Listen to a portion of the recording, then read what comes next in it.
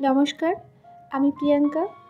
আমার বর্ণময় প্রিয়াঙ্কার আরও একটি নতুন ব্লগে আমার সকল বন্ধুদেরকে আরও একবার ওয়েলকাম জানাচ্ছি। আর এখন থেকে আজকের ব্লগটা শুরু করলাম।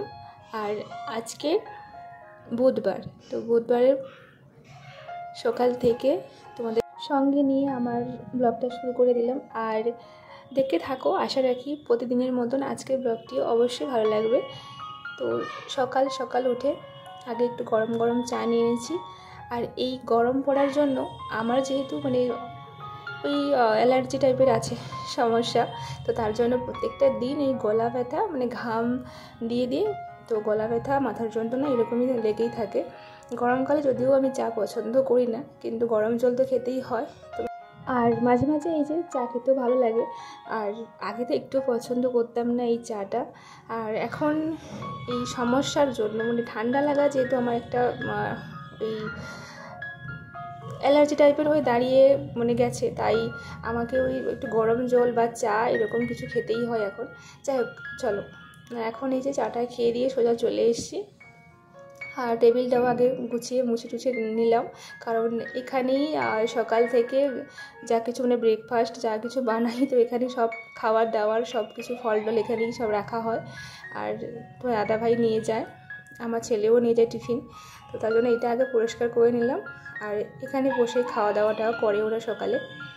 চলো, আর কি বলো তো, এখন যেহেতু গরম পড়েছে, তো যতই তাড়াতাড়ি করে উঠি না কেন, তো এরকম গরম সকাল থেকেই একটু ওই যখন সূর্যিমামা দেখা দেয় না, তখন একটু ঠান্ডা ওয়েদার থাকে।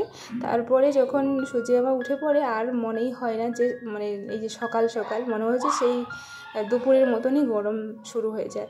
আর যদি একটু এই কাজ টাজ করি, তো তখন আরও বেশি আমার ঘাম দেয়। আর এদিকে দেখো, আমি তো কাজ করছি, ছেলেকে ওই কিছু কিছু ওর পড়াটাগুলো ওগুলো জিজ্ঞেস করছি। তো এসে আমাকে ওখান থেকে পাশ থেকে বলছে, মাঝে মাঝে খাতায় দেখাচ্ছে। তো এরকম করেই মা ছেলের সকালের এইটা রুটিনটা কাটে। তো যখন একটু ফ্রি থাকি তখন তো ওকে তো পড়াতেই হয়। আর ফ্রি থাকি বা নাই বা থাকি, ওকে সকালটা ওই কিছু না হলেও 1 ঘন্টা মোটামুটি ওকে সময় দিতে হয় পড়ানোর জন্য। তো তারপরে 1 ঘন্টা যেদিনে প্রচুর ব্যস্ত হয়ে যাই, রান্নাবান্নার চাপ থাকে খুব, তখন কিন্তু ওই আধ ঘন্টার মতন ওই থাকতে হয় ওর পাশে, একটু বলে দিতে হয় আর কিছু না। তারপরে কিন্তু নিজে নিজেই সেটা পড়ে নেয়। আর সেই জন্য ওই জিজ্ঞেস করছিল আমাকে তো কী সেটাই আমি ওকে বলছিলাম, আর এদিকে কাজও করছি। আর এই যে আমাদের রুমটা যতই ঝাড়ো যতই যাই করো না কেন, জাস্ট এই 1 ঘন্টা কি আধ ঘন্টা ঠিক থাকবে, তারপরে ওরাও চলে আসে উপরে, ওর সাঙ্গপাঙ্গটা সব চলে আসে এখানে, তো খেলাধুলো করে। আর চারদিকে ছড়িয়ে ছিটিয়ে আমার সেই গোছানো যে ঘরটা রাখি সেটা থাকে না। আর তারপরে শুরু হয়ে যায় এদিক ওদিক। ওদিকে ওই যে ছেলে বসেছে পড়তে ওখানে, আর আমি এখন ওই যে ঘরটার ঝাড়টা দিয়ে দিচ্ছি। আর একটু খাওয়াটাও বানাতে হবে সকালে। তার আগে কী বলো তো, চলে এসেছি এখানে ওই দুপুরের জন্য রান্নাবান্নার তো অ্যারেঞ্জ করতে। তো যা কিছু সবজি ছিল সেগুলো দিয়েই আজকে মোটামুটি একটা রান্না করতে হবে লাঞ্চের। তো সেরকম সবজি অল্প জাস্ট কয়েকটা সবজি ছিল, তো সেগুলো দিয়ে ভেবেছি যা আছে তাই করে নিই। আর প্রত্যেকটা দিন বাজারও করতে বিরক্তিও লাগে। আর বাজার বাড়িতে একটু বেশি করে সবজি আনি কি জানি, আর এখানে এসে মনে হচ্ছে সবজিটা যেন একটু তবুও কম হয়ে যাচ্ছে। কেন কি সবজি এখানে ভীষণ দাম, যাই নিয়ে আসি না কেন মনে হয় যেন অল্প হয়তো সবজি আমাদের আনা হয়। আর এদিকে দেখো, এই যে মিষ্টি আলু ছিল, তো ওইটা দিয়ে ভাবলাম আজকে একটু মাছের টক বানাবো। আমাদের তো এটা দিয়ে তেতো তরকারিও খেতে ভালো লাগে, আবার টকও ভালো লাগে, তো সেই জন্য এটা দিয়ে একটু ওই টক হবে। আর আলু দিয়েছি, আর মিষ্টি আলু দুটো দিয়ে। আর এখানে এই যে ছোলা আর এই আমন্ডগুলো সব ভেজানো ছিল, তো ওইগুলো এখন চলো ছেঁকে টেকে নিই, কারণ একটু আবার টিফিনের জন্য এগুলো দিতে হবে। আলু ছোলার তরকারি বা আলু ছোলার একটা ভাজা টাইপের ওরকম করে। এদিকে দেখো ওয়েদারটা ভীষণ মনে হচ্ছে যেন রোদ্দুর উঠে গেছে, আর প্রচুর গরম কিন্তু না। এই সকালে 8টা বাজে হয়তো, সেরকম কিন্তু বেলা হয়নি, তবুও ভীষণ রোদ্দুরের তেজ। তো বৃষ্টি হলে তো এদিকে শীত শীত করি, আবার রোদ্দুর উঠলে সেই গরমে যেন মরে যাচ্ছি, এরকম ব্যাপার হয়ে গেছে।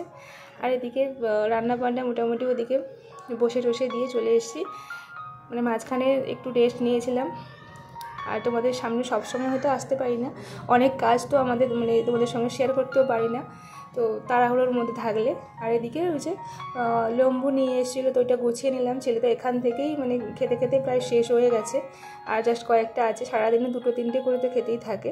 তো ওর ওই নরম জিনিসটা মানে চারদিকে যে পাপড়ির মতন ওইটাই খায়, শক্তটাও খেতে চায় না। আর এদিকে দেখো মাছের টক হচ্ছে, আর রান্নাবান্না মোটামুটি ওদিকে ভাজা টাজাগুলো আমার হয়ে গেছে। আর এদিকে ছেলেকে একটু ওই ছোলা আর আমন্ড এগুলো দেবো, আর মা ছেলে দুজনে একটু খেয়ে নেব। আর তারপরে আর রান্নাবান্না সব কমপ্লিট হয়ে গেলে তোমার দাদাভাই যখন খেয়ে দিয়ে স্কুল যাবে তখন আমরাও খেয়ে নেবো একটু মুড়ি। তো এইটা একটু আপাতত খাচ্ছি এখন। তারপরে কিন্তু মাঝখানে অনেকটা সময় পরে এসেছি, কেন কি তোমার দাদাভাই খেয়ে দিয়ে স্কুল চলে গেছে এখন। আর মা ছেলে একটু মানে এখানে একটু ও খেলছিল, বসছিলাম। আর দেখো এখন ওই রুটি আর জল ওটাই নিয়ে খাচ্ছে। তোকে বলছিলাম যে মুড়ি আলু ভাজা খেতে, তো ওইগুলো খাবে না, আলু খাবে, ছোলাটা ওর পছন্দ নয়, তো মুড়িও পছন্দ নয়, খালি মুখে আলু ভাজা খেতে খুব পছন্দ করে। আর তাই ও রুটিটা খেয়েছে, আলুটাই খেয়েছে। তো খেতে দিয়ে এদিকে চলে এসেছি।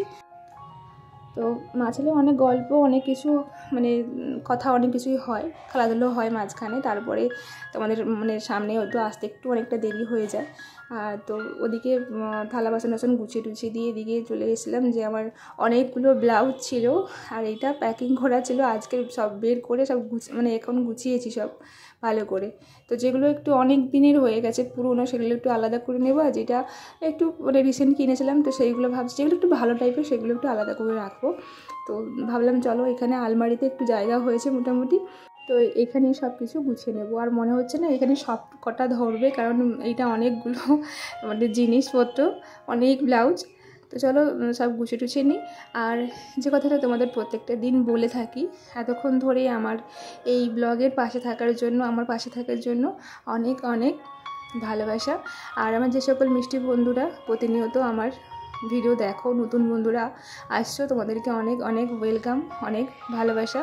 আর তোমরা চাইলে আমার এই ছোট্ট পরিবারের একজন মিষ্টি সদস্য হয়ে থাকতে পারো।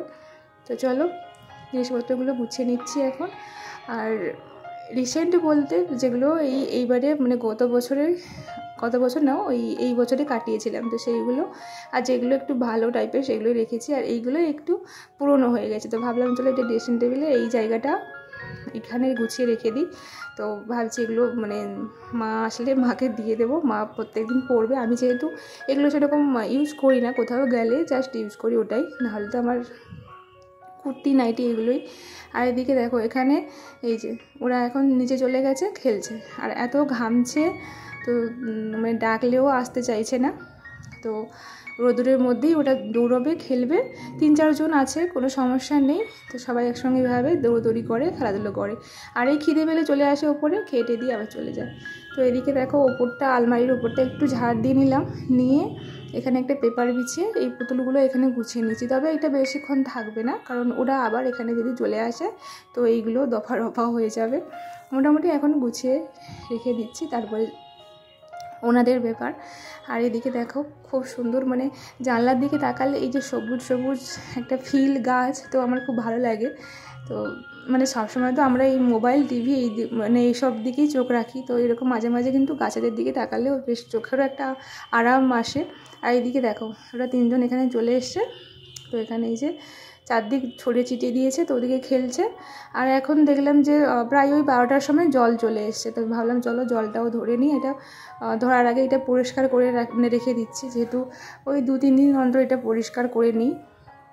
জল ধরে নিয়ে চলে যাই বালতিতে করে, এখানে এক্সট্রা জল থাকে জাস্ট ওটাই। তো চলো, আর আজকের ওই সকাল থেকে দুপুর পর্যন্ত তোমাদের সঙ্গে শেয়ার করলাম আমার এই সারাদিনের রুটিনটা। তো তোমাদের কেমন লাগলো অবশ্যই জানিও, আর সকলে খুব ভালো থেকো। টাটা।